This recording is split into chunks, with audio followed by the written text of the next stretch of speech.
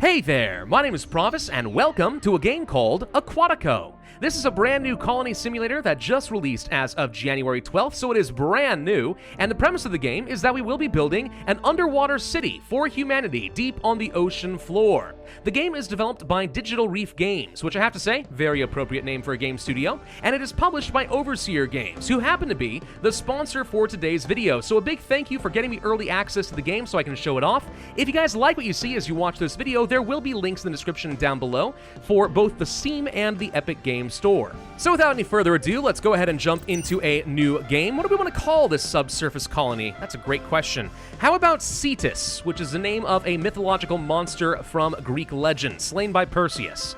I think that's appropriate. Then you get to choose what kind of banner you want and the colors, etc. I think this one works for me. All right, now we get to choose our map. How about Eeny, Meeny, Miny, Mo? All right, that's what we're playing on, the Sunken Rift, and I'm not going to mess with any of the other parameters for the game. I think the defaults will be fine. So the story of the game is that humanity was a very advanced civilization ready for a new and glorious space age before disaster struck and an asteroid hit the Earth, pretty much rendering all life on the surface impossible. We're talking a massive cataclysmic event, runaway climate change melting the polar ice caps, raising the sea level, and irradiating everything on the surface. So basically, it's impossible to live up there. However, with the rising sea levels, that is still teeming with life, and that presents the best opportunity for survival for humanity. So that is where we are going to have to move and build our cities. Now, starting up, we have to choose a location for our subsurface base. Where do we want to be? I do recommend exploring the map just a little bit because there are a few resources you're going to want. Green represents anything with a lot of food. We do want to be close to that. Orange is crude oil. That's going to be a key resource for us. I'd also love to find some ore-rich areas, and I'm thinking anything around these big mountainous areas here are probably going to be good. So this area right over here might be about as good as it's ever going to get. Easy access to all the resources I need at the beginning of the game. So we simply click, and there we go. All right, the game is going to take you through a bit of a tutorial when you first start up, but I can breeze through a lot of that for you. First things first, at the very top you can see a bunch of different resources. Some of these are important in the beginning of the game and some are not. I'm going to cover what you need to know right now. First off, we need to manage certain resources like food, oxygen, fuel, oil, and electricity. All of these are going to be necessary for our survival and producing some basic resources as building blocks. For example, we are going to need plastic for pretty much everything we construct. We'll eventually also need to get some iron, and we'll need to start harvesting sponge fairly early on as well. There's also going to be credits up over here, which is crucial for a lot of your early game research and your upkeep. We'll have to take care of all of that too. And then finally, down over here, you'll need to pay attention to your population. We've got 2 adults currently living on our base, and we have 12 drones. Drones are going to be doing the bulk of your work on the sea floor. So you need to have a bunch of both, but of course each has their own needs, whether that be in the form of food and oxygen, or perhaps some batteries. So let's go ahead and start grabbing some important food production. We need to get a gatherer's place. This is going to let us start harvesting pretty much anything small and gatherable off the sea surface. We're talking mussels and snails and stuff. Not exactly what I would call appetizing, but I mean, hey, it's food. Can't complain. I'm going to place my gatherer's place kind of off in this direction, a little bit further from the base, because I imagine I'll have a lot of infrastructure being taken up in this area. So this is a little bit further into the fertile area so I can make sure I have plenty of food in the long run. Right now you see that a drone grabbed some of our plastic and materials and is now bringing it over to the gatherer's place. So now it is constructed and we are ready to go. Let's take a look at some additional panels. This has a lot of special information for you, but there is a jobs board. And the jobs board functions like you've seen in other kinds of colony builders. You're going to have human workers for a lot of different jobs, and then you'll have drones for pretty much everything as far as some production of resources and gathering. What I'm going to do for simplicity is just automatically assign workers, but if you want to micromanage this stuff, you can. If you don't want to, well, you'll probably be okay as well. All right, the next thing we need to go ahead and get is a sponge collector. This is an important resource for a lot of different things, but one important thing is to go ahead and use it to gather up more food. You can use sponge to try and attract different fish. So I want to get a sponge collector, let's say up in this general area. Think of this almost like a forester for trees and stuff. It's not exactly the same, but you're kind of close. Next, we want to start harvesting other resources such as oil. Oil is going to turn into our plastics and it's going to become fuel, which we'll need for a lot of different stuff. So we can hover around over here and you'll see that the work efficiency is 50% pretty much wherever you place it. However, I know that there was an oil-rich area down this direction, hence why the work efficiency jumps up to 100%. Highly, highly, highly recommend that you always start close to an area for some oil so you can get that 100% work efficiency. It's going to make your life a whole lot easier. While we wait for our drones to construct that, we can also place down a fuel refinery, and I'll keep it somewhat close by. The fuel refinery does exactly what you think it's going to do. Takes oil and turns it into fuel. Now, you do still need to transfer resources between buildings. That oil has to get over to the refinery somehow. This is where pipelines come into play down in the infrastructure tab, and this is going to help supply buildings with a lot of different stuff. It's going to move your oil around, fuel, oxygen, electricity, and everything. If you have a building that has some of these little blue circles or targets all around it, it probably means that it needs to be hooked up to a pipeline in some way. So I'm going to simply click here and drag, and boom. These buildings are now hooked up. Now let's pop back over to our sponge collector because this is going to be our primary method of generating our plastics. So right now it has a large radius where it is going to be gathering up any sponge plants that are in the vicinity. We can actually boost up its production by using some upgrades, and there's actually several different upgrades, and almost every building is going to have it in some way. We can spend some sponge and some credits in order to build out the radius so we can gather up more, a 20% production boost, we can have more workers over here, which just boosts up everything else. It's all pretty important. So let's go ahead and click on this to start. You can see it gets nicely boosted, and there are multiple levels to upgrades, but as you get to higher levels, they do require lots and lots of resources. Anyway, the point is we have some of this sponge. Now we can go ahead and start manufacturing some plastics. This is going to take 60 sponge in order to build, so we're going to have to wait for some more sponges to be gathered up. But let's take a plastic factory, and we'll try to drop it off, let's say right over here.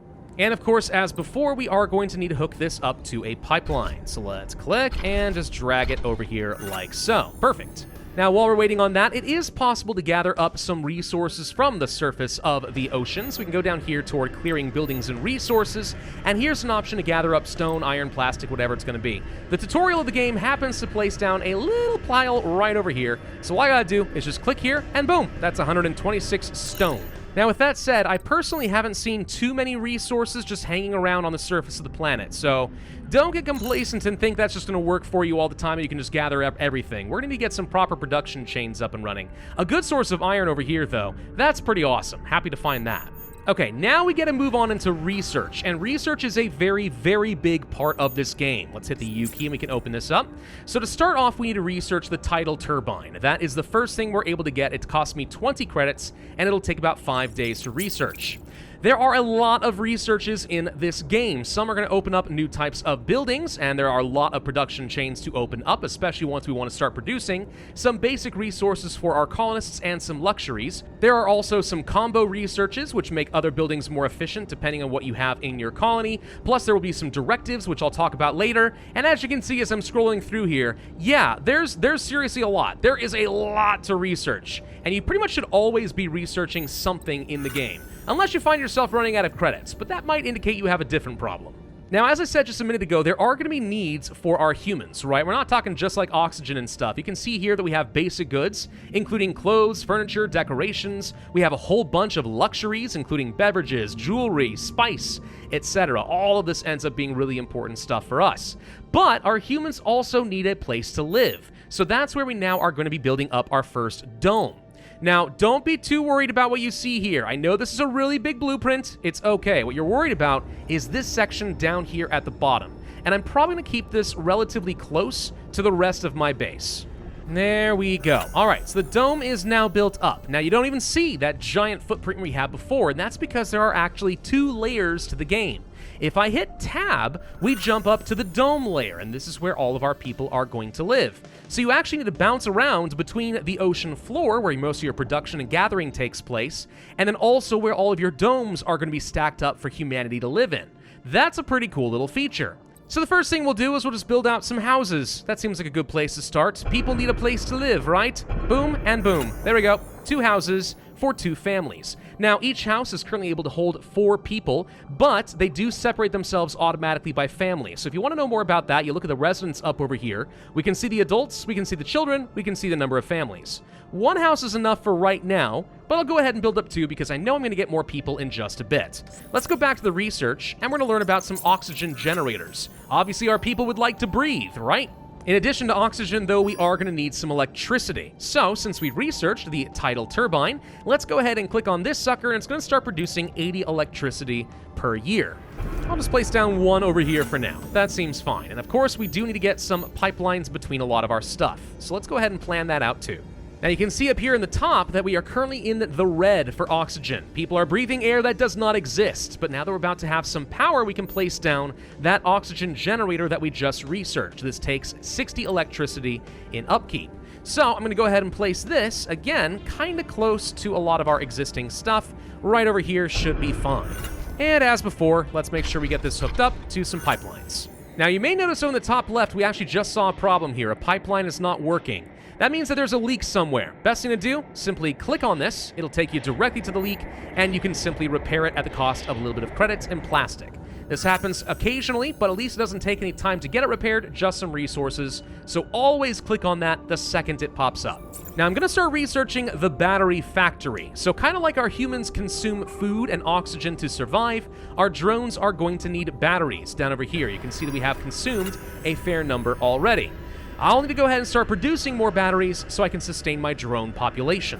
And with the placement of this battery factory, we're going to find that the tutorial is now officially over. So from here on out, we're on our own. First thing I'm going to do is start beelining down some of the research. I find one research that's really important to get early on is going to be the iron mine, because otherwise you don't have a way of getting iron, and you will reach a point where you'll start constructing stuff and you'll run out of the beautiful material. So we need to make a way down the middle path. However, if as you are going down this route, you find anything here that will provide an immediate benefit that you could really benefit from, for example, more food production or some combos that make everything a little bit better, let's go ahead and pick those up while we go. For example, I know it would be a good idea to go ahead and pick up something like a fisherman's hub over this direction, just so we'll be able to start hunting down some of the local fish and get a bit more food. Some new people have arrived from the New Atlantis HQ. Alright, only a couple of people, but if we go ahead and head up over this direction, we'll see that we now have 3 families. That means I should get myself at least 1 more house before people start complaining about being homeless. Now let's take a look at some of these buildings over here. Improving our efficiency is almost always going to be a good thing. Not much point in boosting up things like oil platforms until we start running out. However, if you find you need more of these resources, going for something like, let's say, optimization, to reduce the number of crude oil sources required to get this fuel refinery up and running can be quite nice. Now again, I'm not worried about things like oil, but I would like to reduce the amount of sponge that we are consuming, because the more I stockpile, probably the better. So let's go ahead and do an optimization here, and that does reduce how much we need for our upkeep. Similar thing can be done over here with the battery factory. I don't want to consume quite as much of our plastic, so let's make that a little bit more efficient as well.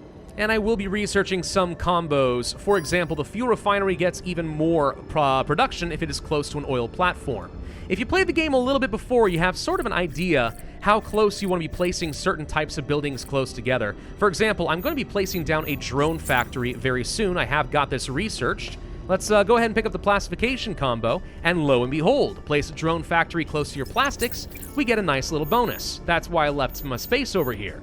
Yep, a little bit of experience can go a long way.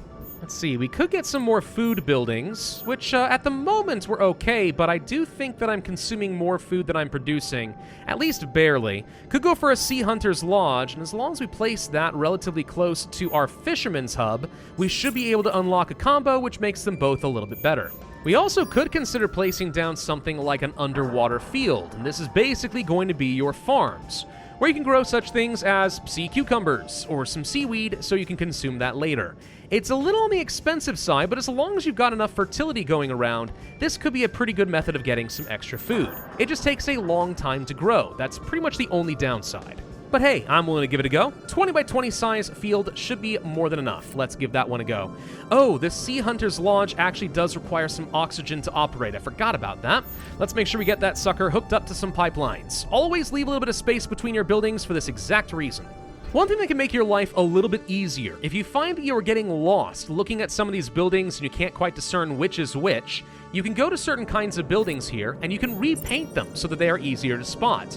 For example, this is a food building. Maybe I'll change it to be a sort of a green color, kind of like this, so it's a little bit easier for me to identify. And I can apply this to all the same type of building if I had more than one. Then I can go over here and I can do the exact same sort of thing with the Gatherer's Place, and it's a little bit easier to spot my food buildings.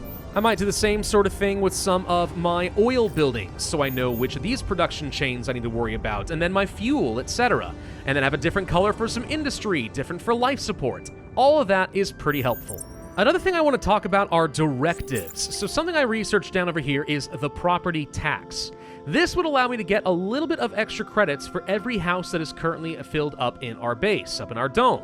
If you click on your underwater sea base over here, which is now level 2 and has a higher credit income per year, there's also these directives over on the left, and you can click on this and see some of the edicts that you basically can pass. Right now, we only have 5 influence points. I can spend one of them to enact the property tax, which increases the amount of credits I get by 52 per year. However, it's going to cost me 60 per year. So right now, this directive isn't very profitable, but later could turn into a nice little bit of extra cash for me. Actually, you know something? I am incorrect on how this property tax works. I misread this. Sorry, you get credits per house, 1 per week, and there are 52 weeks in a year, so that's going to be 52 credits per house. And then the property tax costs about, it says 60 down here, it said 52 before. So actually, no, I'm sorry, this does pay for itself pretty much immediately. Yeah, that seems really good. Now, up here in the dome, I did unlock something new. If we go under the fine production buildings, we've unlocked the clothes shop. So this is going to take some credits, electricity, and plastic, which is a fairly steep upkeep. However, what it's going to do is start producing some clothing for us. Now, clothing isn't something I strictly need this exact second. However, wouldn't be a bad idea to go ahead and start producing it, because in addition to actually manufacturing my own clothes for happiness, I will also be able to trade away any excess in order to get some trade with other colonies. So there we go, I've now researched my trade company. We can place this big honkin' building right along over here somewhere. Hang on, can we fit it like this? Yeah, we kind of can. Perfect. This would allow me to start getting some extra trade done, and whenever I have a big surplus of materials, it could be some iron, it could be some plastic, could be a sponge, or maybe a lot of extra food, or even just the clothes that I'm not using, it would be nice to go ahead and start making some money. So here's the auto trade panel, and from here we can do a drop down and say, I don't know, how about if I have an excess of plastic, right? We will go ahead and start selling it. Now there is going to be a fee associated, but my target might be to have only, let's just say for now 600, all right? Let's just say I want to have 600 of my plastic. And then we can import or export whenever we are not at that target. So if we're ever below, we start automatically importing. If we're ever above it, we start automatically exporting. Or you can say I only want to import, or I only want to export until we get to this number. Either one kind of works. Now let's see if we can go ahead and place down something like an iron mine. Here's one up over here. All right, and there's a very nice large source of iron in this general vicinity, which is exactly what I would want to see. So we'll go ahead and place one, let's say right over here. While we're waiting on that, I have another pop-up to deal with. We need environment points. At some point, your people start feeling a little bit upset if you don't have any decorations beautifying the area. So if you click on this over here, we can click on a decoration banner. That's the only thing I've got unlocked at the moment with my symbol on it. And we can place one, let's say, right over here. And then as long as they're spaced far enough apart, we can get, let's say, 10 or so beautification points for placing these down. Not much more I can fit beyond that, but this helps at least a little bit to keep the happiness higher. Oh, something I should have built that I have not yet, a trade port. That's something I would need in order to actually conduct some of my trade, I believe. This will allow us to actually start building and maintaining the submarines we will need for some trade. So let's go ahead and get this sucker built up. Now, strictly speaking, the trade company does not require the port in order to do some of these trades. You just have to wait for these trade periods to come by. For example, we'll start selling off some of our extra clothing any second now. And goodbye. Yep, we're right back down to that 10. So you just have to wait around. You can have a whole bunch of these trade companies, and that is one way to actually do a lot of trade. But this is how you'll actually control a lot of this stuff manually. You click over here, and we can see exactly what prices we are dealing with if we want to go ahead and start buying some resources outright. Always worth having this around just in case things start to go bad and you're running out of critical resources. One more thing I'm going to go ahead and build in the production buildings. I'd like to get myself a tool factory. This is going to be critical for a lot of our big upgrades. Takes a lot of credits, plastic, iron, and of course a ton more fuel. Good news is I should be producing a pretty good amount of all of that. We do want to place it close to our iron mine because I know I can get a nice boost through some research with the Steel World combo. So it makes sense to go ahead and place those two together just for a little bit of extra free resources. So right now, I actually don't need tools for anything in particular. What I'm going to go ahead and do is say if we ever find ourselves in a situation where we have a lot of tools, which we should be doing, let's try to get up to about, let's say, 100, and then export any excess off, and we'll go ahead and enjoy a lot of extra money. This means that all of my upgrades over here in the tool factory are well worth it, because I'm reducing the upkeep for a lot of different important resources, and I'm maximizing my tool production, and all those extra tools for less cost just translates into more profit. We all know that I love making a good profit. Now here's one small problem though. As our population continues to grow and time goes on, people's demands continue to go up. So right now we can see with our basic goods, people are demanding some variety. They want at least one of these 3 basic goods to be met: clothing, furniture, or decorations. So I probably should not be selling many of these. If I find myself in a situation where I have, like, let's say more than 40, by all means. But otherwise, we need to start stockpiling some of this stuff. I also can go over here and build up a furniture workshop. Where is that thing? Maybe it's down here on the basement floor. Oh, it is. Okay, yeah. So we can have an industrial facility made for furniture. Up over this direction. Perfect. That's what I'm looking for. Here's that furniture factory. Let's go ahead and reduce the upkeep in terms of some money and plastic. Let's produce more furniture, and boom. Okay, so now we're going to start producing more of these goods. You can imagine, though, as our population grows, they're going to start demanding a variety of 2, then 3. Then they're going to start demanding some luxuries. We'll need to start with 1, then 2, then 3, and then they're going to move on to tier 2 luxuries, and so on and so forth. So the larger your population grows and the longer you play the game, the more production chains you need to open up, which is where a lot of this research starts to come in. There are so very many things that you can do in this game, and honestly, I don't think it's far-fetched to suggest that you could go sprawling all over the map with your city. Now, what are some other useful features in this game? Well, you can click on things like your buildings overview, and right over here, it's going to show you all the different buildings you've got, and also their current upgrade levels. So it's a little bit easier to track down where you might have accidentally forgotten to get something upgraded, if that's something that you would want to do.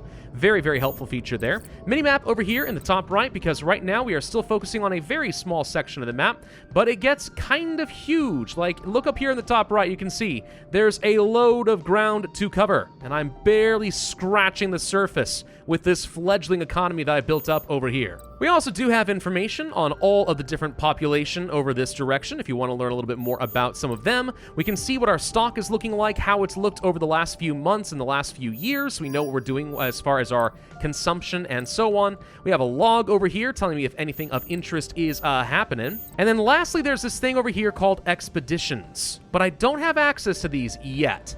Expeditions are where you'll be able to send some submarines down into the abyss, some of the big trenches that are going to be located on this map. And you can perform expeditions like little exploration missions, maybe finding some pretty awesome stuff along the way.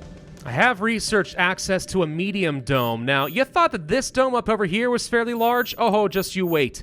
This is a medium dome. Whoa! Whoa! Yeah. Plenty of living space. Manifest destiny for the humans. I love it. If we want to place one of these things down, we could, and this basically functions like 4 small domes, and they're all interconnected, sharing their stuff in their living space.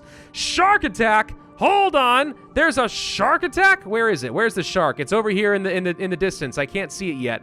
But they can come by and attack me. All right, well, this is where you would need to have some guardhouses in order to protect yourself.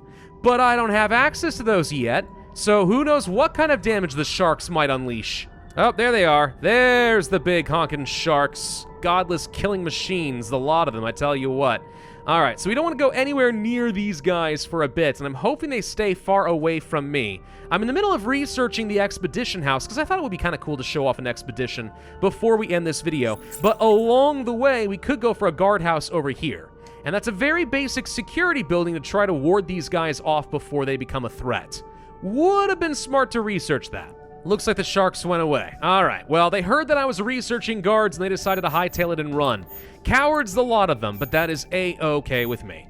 So let's consider placing down this whole expedition house thing. Now, it has to be placed over the edge of the abyss, right? So something kind of like this is what we are shooting for. Yeah, it's a pretty large structure, and it's pretty far away as well, which is going to be a little irritating. There we go. Beautiful. All right, that is now done. We can send out expedition submarines. Let's open up the expedition map and take a look at what we got over here. Oh boy, there are things to explore. Submerged temples, SOS signals, marked locations, all of which are probably important. However, in order to actually do any of these expeditions, we need to send some crew members. So, for example, just one over here.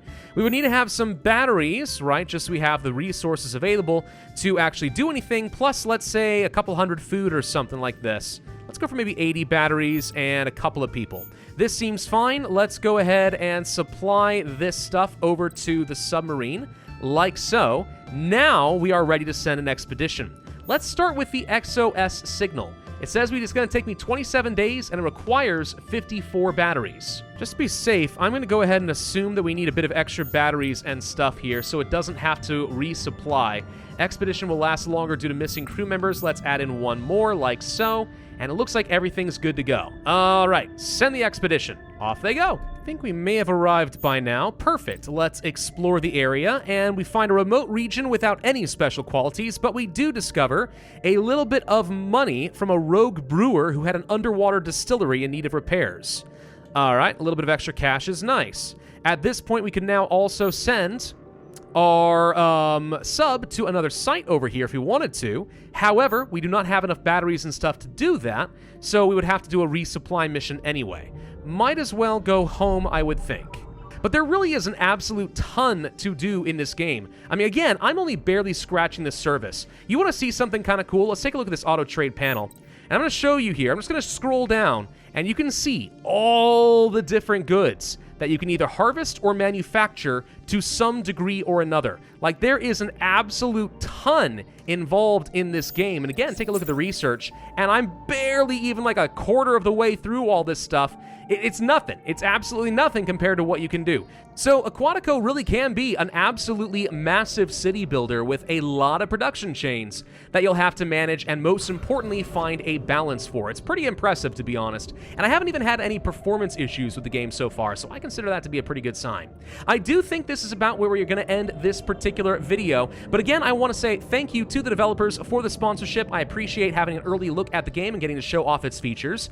If you guys like what you saw in this video and you want to learn more, I'll remind you that there are a couple of links in the description down below to both the Steam store page and the Epic Games store page, whichever would be your preference. Be sure to hit that like button if you did find this video helpful and informative. Leave a comment, subscribe, make sure you hit that notify bell, and I will see you guys next time.